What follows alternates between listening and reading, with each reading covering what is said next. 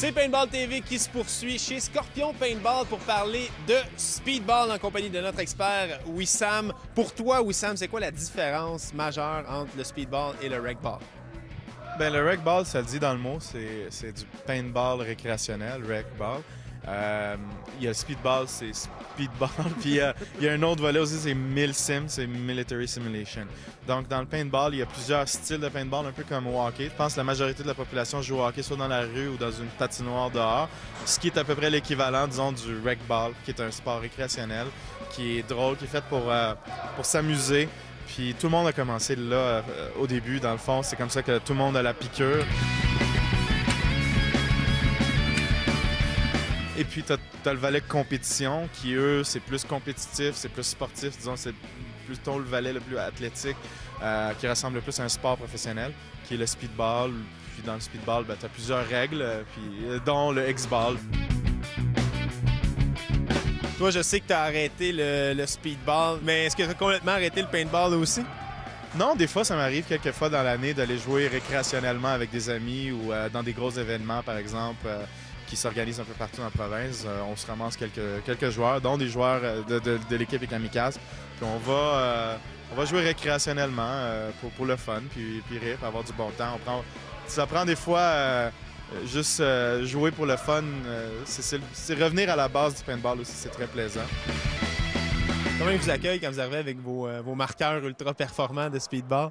Ben, premièrement, on va jamais habiller avec le linge de l'équipe. On s'habille un peu comme tout le monde, avec du linge militaire. Puis souvent, on n'est pas ultra, on n'est pas en mode performance. Puis écoute, quand tu joues contre 300-400 personnes dans des gros événements, tu peux avoir le talent que tu veux. C'est toujours, ça reste difficile à avancer. Puis non, c'est ça, on joue, puis le monde ne nous reconnaît pas vraiment.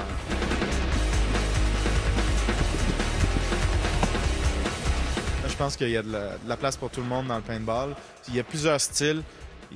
Chaque personne a son style de jeu. Puis écoute, il joue ce qu'il veut. Hein. Si quelqu'un aime la simulation militaire, qui est très le fun, qui des fois, moi j'ai déjà fait ça avec des amis, puis on s'est amusé comme des fous. Des fois, si j'ai envie de faire de la compétition, tu fais de la compétition. Puis si tu as envie de jouer récréationnellement avec une gang de chums qui te met au défi, ben ça serait son jeu récréationnel. Il n'y en a pas un qui est meilleur qu'un autre, en fait, c'est chacun à sa place. Merci beaucoup, Wissam. Ça me fait plaisir.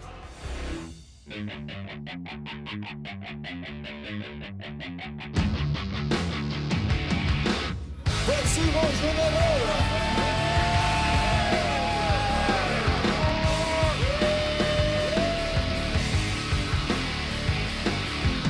Carl, aujourd'hui, c'est le Big Game d'automne. Explique-moi un petit peu l'événement qui se passe ici chez Tactique Paintball. OK, Big Game d'automne. C'est notre première édition de Big Game d'automne cette année. La manière dont on fait fonctionner ça, c'est qu'on a 3 équipes. Au lieu des Big Games conventionnels qui marchent seulement qu'à 2 équipes, on a été sur un prototype, si on veut, de 3 équipes, dont une équipe de mercenaires. L'équipe de mercenaires, explique-moi ce qu'ils font dans le jeu. Les mercenaires, le gros problème dans ça, bien souvent, c'est qu'on a de la misère à faire des équipes égales. Fait qu'avec les mercenaires, eux, ils font cavalier seul, si on veut. Des rouges, des bleus et des mercenaires sont tous reliés avec un cellulaire, qui vont se parler. Ils vont créer des alliances pour être capables de renverser l'équipe qui est trop forte.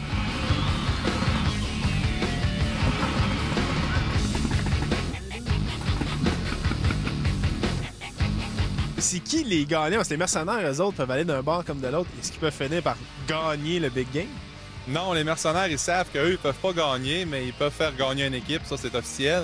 Et est-ce que ça pourrait arriver que les mercenaires, à force de changer de camp, à force de se faire des ennemis, se mettent à, je sais pas, avoir tout le monde à dos, puis que tout le monde se réveille et dire « OK, on vise les mercenaires, puis après ça, on s'arrangera entre nous autres. » C'est pas souhaitable, mais oui, ça peut arriver. Mais moi, je me mêle pas à ça, là.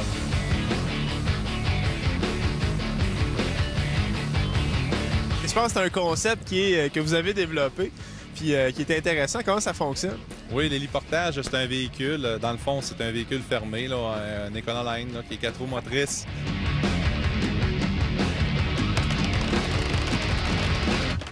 Oui, c'est quand même drôle, mais ça fonctionne bien. On peut embarquer 7 joueurs à l'intérieur. Que si le général décide que c'est un héliportage, on va lâcher des joueurs à certains points différents, pas en même temps, parce que 2 parachutes, ça tombe pas en même place. Si c'est un transport de troupes, ben, c'est un transport du point A au point B qui vont tous être sortis en même temps.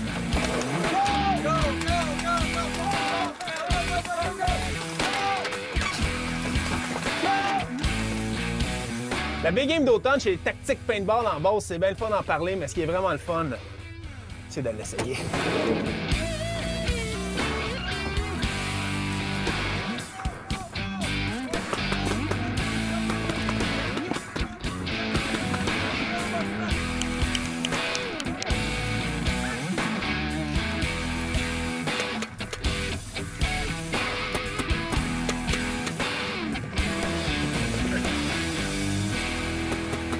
On a 5 stations avec des drapeaux, dont un rouge et un bleu.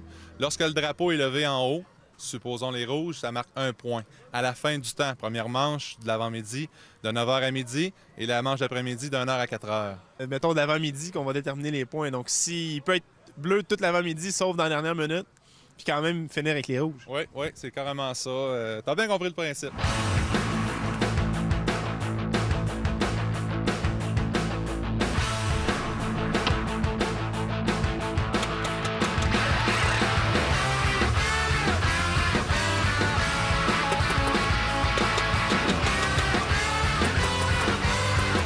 Est-ce que tu as une prédiction aujourd'hui? Je sais pas si tu as vu les équipes. Est-ce que tu peux te mettre une équipe à dos, les bleus, les rouges? Bien là, les rouges ont parti très fort. Fait qu'il va falloir que le général des bleus fouette ses troupes pour l'après-midi. Mais il a tout à sa portée.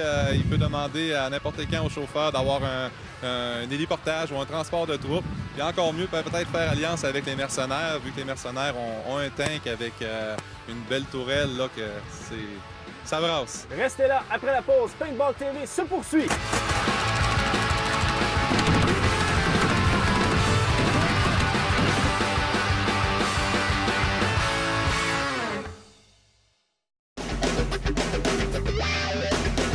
Paintball TV et Paintball Mirabel vous gâtent avec un beau concours. Tout au long de la saison, notez les indices. Voici d'ailleurs votre indice de la semaine. À gagner un forfait high-tech pour vous et 4 de vos amis chez Paintball Mirabel, comprenant tout le nécessaire pour passer une journée incroyable de paintball. Pour participer, présentez-vous le 24 avril prochain à l'opération Fonte des Neiges chez Paintball Mirabel avec en main tous les indices. Bonne chance! La chronique performance vous est présentée par la boutique Impact Pro Shop. La chronique Performance Impact Pro Shop en compagnie de notre expert Steve Jobin. Steve, aujourd'hui, on parle de l'entretien du marqueur. En plein ça, je vais vous montrer comment démonter un marqueur et le nettoyer comme il faut. On fait ça avec un A5. Est-ce qu'il y a une raison particulière pour qu'on prend celui-là? C'est un marqueur répandu sur le marché du paintball, puis il est facile à nettoyer. Donc, si on change de marqueur, est-ce que l'entretien va être très différent? Ça va se ressembler, il va y avoir des petites différences. Je te laisse aller dans Parfait. l'entretien du marqueur. Bien, premièrement, on va commencer par enlever la poignée, parce qu'il faut que j'y aille à l'intérieur du marqueur. Donc, on enlève la poignée et le câble d'alimentation ici. Ensuite, on va défaire l'arrière du marqueur. Donc, ça va vite. Oui, ça se fait vite, ça se fait vite. Il faut faire attention en enlevant l'arrière parce qu'on a un ressort à l'intérieur. Ensuite, on a l'intérieur de notre marqueur. Et voilà. On va mettre ça ici. OK. Donc, qu'est-ce qu'il faut vérifier? C'est les jointoriques, dans le fond, les O-rings. Il faut regarder si le O-ring est encore rond. Si les rebords sont aplatis, il va être dû pour être changé. Qu'est-ce que ça peut faire si les O-rings, si les joints toriques sont endommagés? Ça peut créer des pertes d'air. Donc, notre marqueur va être moins performant. Ensuite, de l'huile à outils pneumatiques, de l'huile à marqueur aussi, il s'en fait de compagnies différentes. On huile les joints toriques. Celui-là aussi, ici, il y en a un petit. Une fois que c'est fait, on regarde l'intérieur de notre marqueur. S'il y a des bris de balles qui ont coulé à l'intérieur, on peut prendre un squeegee, laver l'intérieur jusqu'à temps que ça soit propre. Il va être prêt à être remonté. Un entretien comme ça, complet, on fait ça à quelle fréquence? Je dirais à toutes les 10 000 balles ou si on a été joué sur un terrain là, qui a beaucoup de sable, de faire attention, sinon, c'est ça, c'est à toutes les 10 000 balles. Avec un marqueur comme ça, c'est assez simple. Est-ce Ouais. que l'entretien est aussi simple pour tous les marqueurs? Ça va être semblable, ça va juste être de faire attention en démontant le marqueur aux petits ressorts, se mettre le plus possible sur une table avec une serviette. Comme ça, si on perd des pièces, ils ne rebondiront pas par terre, on ne les perdra pas, on va pouvoir les retrouver sur notre serviette. Si jamais quelqu'un est rendu à 20-30 000 balles de tirer puis il n'a jamais fait l'entretien du marqueur, est-ce que ça va se sentir justement dans la performance? Oui, le marqueur va devenir un petit peu moins performant. Et voilà.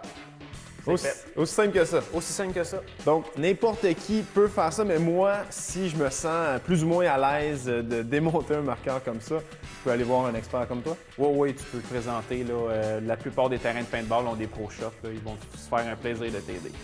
Je pense que ça va être la solution. Je vais aller voir Steve pour faire l'entretien du marqueur. Merci beaucoup, Steve. Ça me fait plaisir.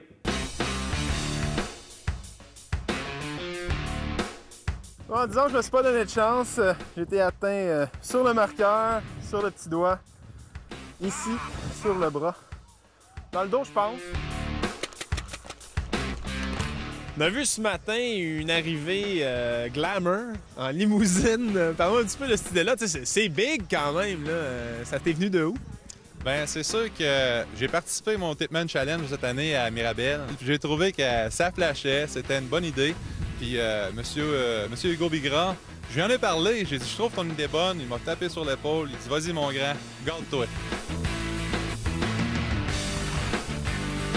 Merci beaucoup, Carl. Merci à vous à la maison d'avoir été là et revenez-nous la semaine prochaine pour un autre épisode de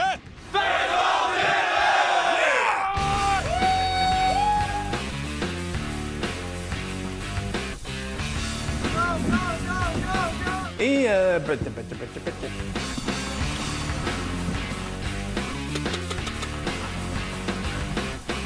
le... Aïe aïe, je me suis mordu à la joue.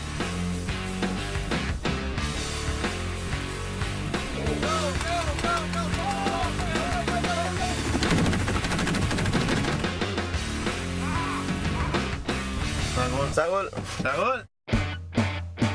Cette émission vous a été présentée en collaboration avec Paintball Mirabel et grâce à la participation de la boutique Impact Pro Shop.